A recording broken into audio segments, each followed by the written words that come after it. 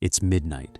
The bell tolls across a freezing monastery in 1180 CE, and you're a 25-year-old monk at a Benedictine abbey.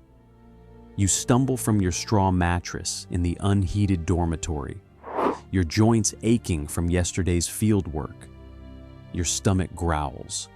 You haven't eaten meat in 3 years.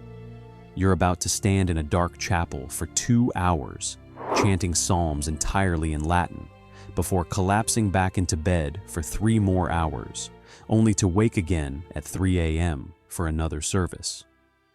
Welcome to medieval monastic life.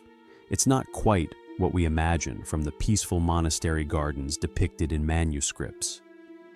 Today, we're diving into what daily existence was actually like for monks at Europe's medieval monasteries. And I'm warning you right now, this is going to shatter any romantic notions you might have about contemplative life behind monastery walls.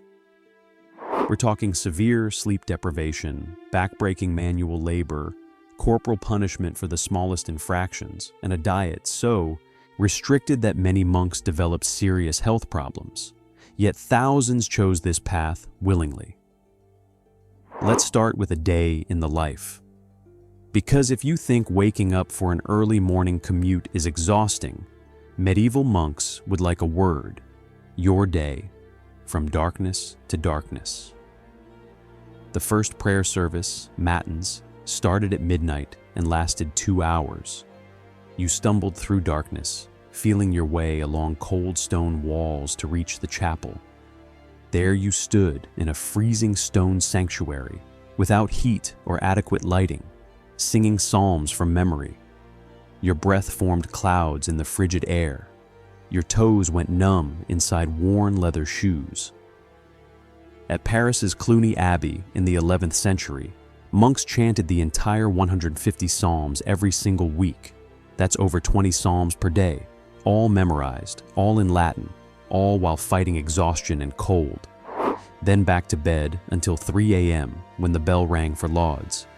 Then prime at 6 a.m., terce at 9 a.m., sext at noon, none at 3 p.m., vespers at 6 p.m., and compline at 8 p.m. before starting the cycle again at midnight. 8 prayer services every single day. Your sleep was fractured into 3-hour chunks. This pattern continued for your entire life as a monk. Between these services, you worked. Not academic contemplation in a warm scriptorium, but genuine physical labor. Cistercian monasteries demanded that monks spend 6 hours daily working the fields. You plowed, planted, harvested wheat and barley, tended vineyards, repaired buildings, hauled water, chopped wood. Your hands blistered and bled. Your back screamed in protest.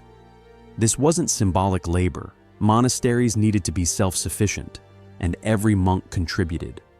The work wasn't just practical, it was theological. Manual labor was considered essential for combating the sin of idleness. Early monastic rules specified that a monk who refused to work shouldn't eat. So you toiled through blazing summers and bitter winters, always exhausted, always hungry. Speaking of hunger, let's talk about food, because what medieval monks ate, and more importantly, what they didn't eat, dominated their physical existence. The rule of Saint Benedict specified 2 meals daily, one at midday, one in early evening. In winter, just 1 meal. During Lent, the 40 days before Easter, 1 evening meal only, and that meal had to be finished before sunset, so no candles were needed. Monks regularly fasted on Wednesdays and Fridays, skipping the midday meal entirely unless fieldwork demanded it. What did you eat during these sparse meals? Bread, about 1 pound daily of heavy, dark rye bread that sat like a stone in your stomach. 2 cooked vegetable dishes, typically pottage, a thick soup of peas, beans, cabbage, or whatever vegetables the monastery gardens produced. Maybe eggs or cheese if available, rationed carefully. Fish, if your monastery was wealthy enough to maintain fish ponds or had access to rivers. Fruit when in season, apples, pears, perhaps berries gathered from the woods, and wine, about half a bottle daily, often watered down until it barely resembled the original vintage. The meals were monotonous: pottage again, bread again, the same beans you ate yesterday and would eat tomorrow. Your tongue forgot the taste of roasted meat, the richness of butter, the satisfaction of a full belly. Seasonings were minimal, perhaps honey, mustard seed, salt, garden herbs if you were fortunate. What didn't you eat? Meat from four-legged animals. The rule explicitly forbade it except for the sick and elderly. For years, decades even, you consumed no beef, pork, mutton, or venison. Your body craved protein. Your energy flagged. Your muscles struggled to rebuild after hard labor. Many monks developed nutritional deficiencies, suffering from conditions that adequate meat consumption might have prevented. But here's where human nature intervened. By the later Middle Ages, monks had discovered loopholes. If you ate meat in a separate room called the misericord rather than the communal refectory, perhaps it didn't count. Chicken had 2 legs, not 4, so perhaps it was actually fish. One chronicler dryly noted that Cistercian monasteries sold bacon from their pigs but kept the rest. What became of those parts? Only God knew. Records from Canterbury in 1500 reveal that monks were consuming 35% bread, 25% ale or wine, and 17% meat in their diet. They were finding ways around the rules. Even so, nutritional studies suggest medieval monks consumed between 4,500 and 6,000 calories daily, far more than peasants, leading to widespread obesity among monastic communities. Many suffered from arthritis and other conditions associated with being overweight, despite their manual labor. Meals were eaten in complete silence while one monk read aloud from scripture or theological texts from a pulpit. You communicated with hand gestures, elaborate sign languages developed across Europe. To request fish, you made swimming motions. For bread, you mimed kneading dough. For beer, you gestured as if drinking from a cup. These sign systems contained hundreds of gestures, evidence that silence, while valued, created practical communication problems. And silence wasn't optional. The rule of Saint Benedict insisted that monks diligently cultivate silence at all times. You couldn't speak in the church, dormitory, refectory, or kitchen. Brief, necessary conversations were permitted in the cloister after chapter meetings, but only about essential matters. After Compline, the Great Silence began, absolute prohibition on speech until morning prayers. This wasn't about taking a vow of silence, which no medieval monastic order actually required. It was about controlling your tongue to avoid gossip, idle chatter, and sin. Yet maintaining this silence proved nearly impossible. Sources describe monks developing elaborate hand signal conversations, defeating the rule's purpose. Some monasteries eventually specified that monks shouldn't be naked when receiving corporal punishment for breaking silence, suggesting it happened often enough to require regulation. Punishments were real and physical. The rule authorized beating monks who committed serious offenses. Discipline included public flogging for breaking rules, eating between meals, possessing private property, or showing pride. Children given to monasteries as oblates, boys as young as 5, donated by their families to become monks, received corporal punishment as standard discipline to shape them into obedient adults. Even the clothing you wore was regulated and minimal. Each monk received 2 tunics, 2 cowls, stockings, shoes, and a sheepskin cloak every few years. No underwear except when traveling. Monks literally owned community underpants that were checked out for journeys, then washed and returned. Your entire wardrobe could fit in a small sack. Everything belonged to the monastery, not to you personally. So, why did anyone choose this life? What possessed thousands of men to endure this punishing routine? Some entered as children with no choice. Oblates were donated by parents, hoping to secure their sons' futures or reduce the number of mouths to feed. These boys were raised knowing nothing else, taking their vows as young as 14. Others came as novices at 15 or older. Many were second or third sons of nobility who wouldn't inherit land. Monasteries offered education, prestige, and potential advancement to positions of real power. An educated monk could become an abbot, governing hundreds of brothers and controlling vast estates.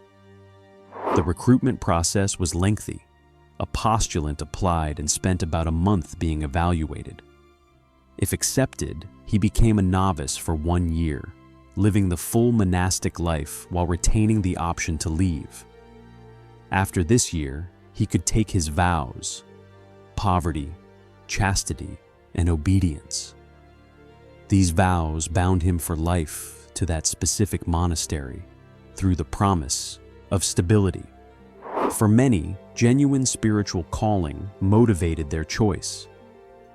Medieval Christianity taught that the contemplative life was the highest form of devotion. By withdrawing from the world's distractions, enduring physical hardship, and dedicating every moment to God through prayer and labor, monks believed they were securing salvation not just for themselves, but for the wider Christian community. Their prayers were thought to benefit everyone. And despite the hardships, monasteries offered genuine security.